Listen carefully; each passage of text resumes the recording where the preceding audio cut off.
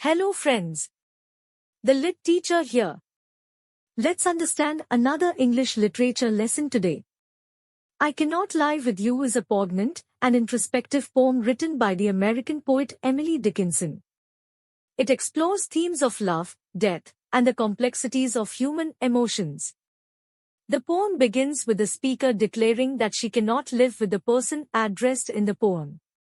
The reasons for this separation become apparent as the poem unfolds. The speaker suggests that living together is impossible because it would mean living without God. The idea of God in this context is associated with the afterlife or a spiritual realm. The speaker expresses the notion that living with the beloved would be like living in a limited and temporary world. She contemplates the idea that if they were to live together, it would be like living a life devoid of eternal happiness or salvation. The concept of immortality is contrasted with the limited time they could spend together in the mortal world. The poem also touches upon the idea of sacrifice, as the speaker implies that she is making a sacrifice by choosing not to live with the beloved. There is a sense of tragic inevitability in the decision, as if separation is the only way to maintain a connection with something greater than earthly existence. In the concluding lines, the speaker emphasizes the depth of her love for the addressed person. She acknowledges the pain and sorrow that comes with the decision to part ways, but suggests that the separation is a necessary choice. Now let's break down the poem line by line. The speaker begins by stating that she cannot live with the person she is addressing. This sets the tone for the poem's exploration of separation. The speaker suggests that living with this person would be equivalent to a form of existence, but the nature of this life is not explicitly defined yet.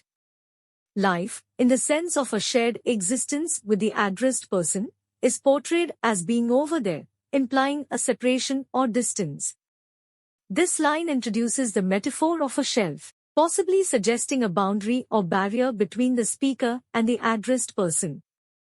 A sexton is a church official responsible for maintaining the church and its graveyard.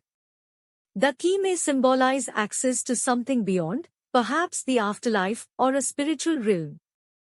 This could imply that their life together is delicate and precious, like porcelain, and it is in the hands of a figure associated with religious rites, the sexton.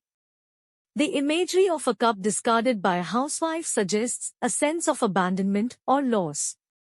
The cup may be quaint or broken, indicating the fragility or imperfection of their shared life. Sèvres refers to a type of high-quality French porcelain. The mention of a newer Sèvres pleasing while old ones crack could suggest the impermanence of relationships or experiences. The speaker expresses uncertainty and an inability to determine whether the separation is the result of their joint decision or if it is influenced by higher power, ambassador. The mention of mourning and the mint may carry symbolic significance related to beginnings and value. The speaker clarifies that it is not a matter of their awareness or the time of day affecting them. Instead, it's the fundamental differences in their lives and ages that necessitate the separation. This line introduces the metaphor of life as a play or drama, with individuals playing roles. The use of recall suggests a removal or separation. An adjective may imply a descriptive term or characteristic associated with the actor.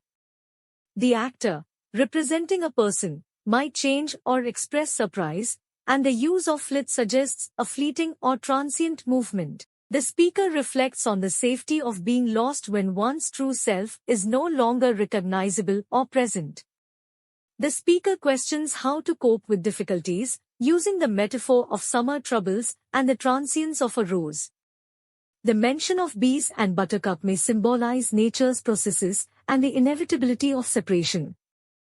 The speaker contemplates the search for oneself in a situation where the self seems to be absent or lost.